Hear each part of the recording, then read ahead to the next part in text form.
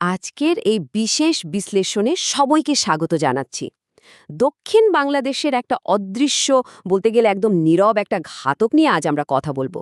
আর সেটা হলো ক্রমবর্ধমান লবণাক্ততা। মানে জলবায়ু পরিবর্তনের কারণে লবণাক্ততা কিভাবে বাড়ছে সেটাই। এটা কিন্তু কোনো দূরের ভবিষ্যতের গল্প নয়, একদম চোখের সামনে ঘটে চলা একটা রূঢ় বাস্তবতা, যা আক্ষরিক অর্থেই একটু একটু করে একটা পুরো অঞ্চলের ইকোসিস্টেম বা বাস্তুতন্ত্রকে গিলে খাচ্ছে। এখন প্রশ্ন হল, শুধুমাত্র লবণ কিভাবে আস্ত একটা সমাজকে সম্পূর্ণ নতুন রূপ দিতে পারে। ঠিক আছে, চলুন বিষয়টা একটু গভীরে গিয়ে বোঝার চেষ্টা করি। আপাতদৃষ্টিতে লবণ খুব সাধারণ একটা জিনিস মনে হলেও এই একটা উপাদান যখন তার স্বাভাবিক মাত্রা ছাড়িয়ে যায়, তখন সেটা একটা পুরো জনপদের অস্তিত্ব আর দৈনন্দিন জীবনযাত্রাকে একেবারে ওলটপালট করে দেয়।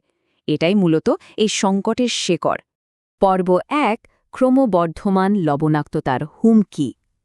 চলুন দেখি একদম মাটির স্তরে পরিবেশগত পরিবর্তনের এই শুরুটা কিভাবে হচ্ছে।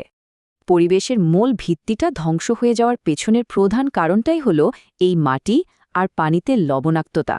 সহজ কথায় বলতে গেলে, জলবায়ু পরিবর্তনের কারণে সমুদ্রের পানির স্তর যত বাড়ছে, লবণাক্ত পানি কিন্তু ঠিক ততটাই চুপি চুপি আমাদের ভূগর্ভস্থ পানি আর কৃষি জমিতে ঢুকে পড়ছে।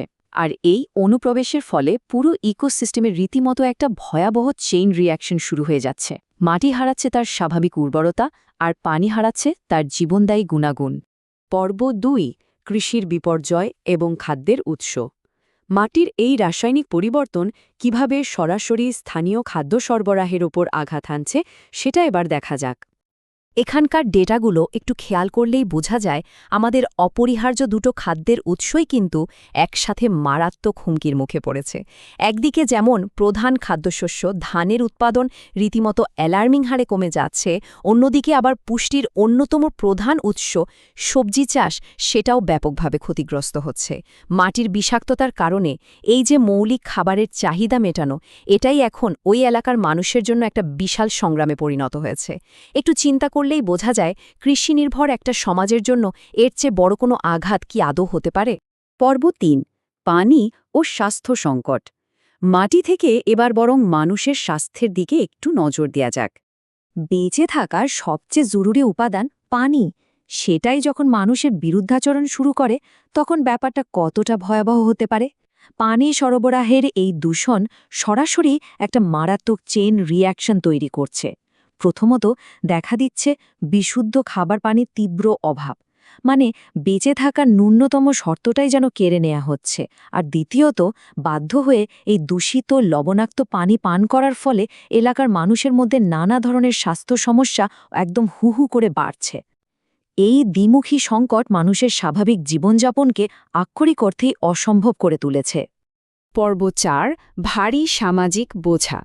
এই পরিবেশগত বিপর্যয় কিভাবে মানুষের প্রাত্যহিক জীবন আর শ্রমের কাঠামোকে পাল্টে দিচ্ছে, সেটাই এখনকার মূল বিষয়।